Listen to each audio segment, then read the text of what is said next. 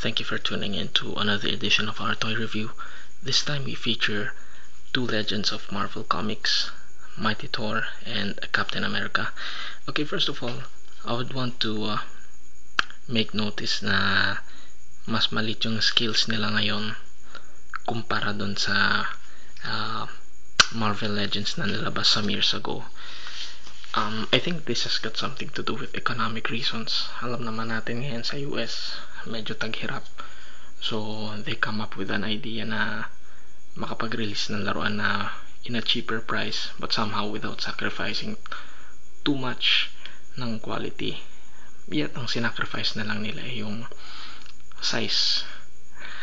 Okay, now, let's start with Mighty Thor.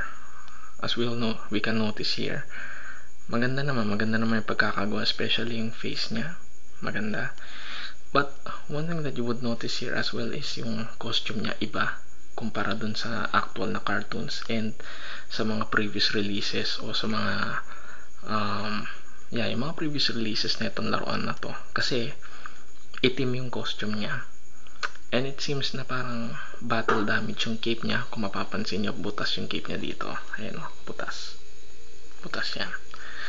But somehow, good points of articulation. Makikita mo yung hands niya umiikot. Yan. Yan. Points of articulation as well sa legs. Very good. Very good. As well sa feet. Very good yan. Only accessory is yung martilyo niya.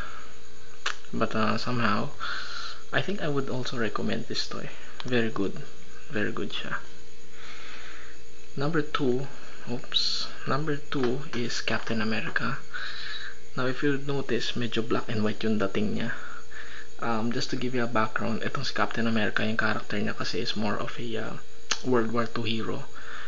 This one here that we're holding is actually a variant. Hindi ito yung actual na Captain America na nag-appear sa cartoons or sa comics. This is just a variant. Good points of articulation, particularly sa torso, upper torso niya. And of course, feet, legs. Ang accessory niya lang is itong shield niya. Okay, so ayan o, actually natatanggal yan eh. Okay, highlights of this toy, of course, yung pagiging variant niya. Actually, collector's item lang naman talaga to, no? But judging them, I think kapareho sila ng scale ng G.I. Joe toys na movie. But somehow, of course, considering yung economic natin ngayon, economic status natin, I think it is practical na kung mangongolekta kayo ng Marvel, you start with this scale. Affordable yung price niya, and somehow good points of articulation naman. Okay, so that's it for our toy review. Thank you very much for your continuous support, and you have a nice evening. Good night.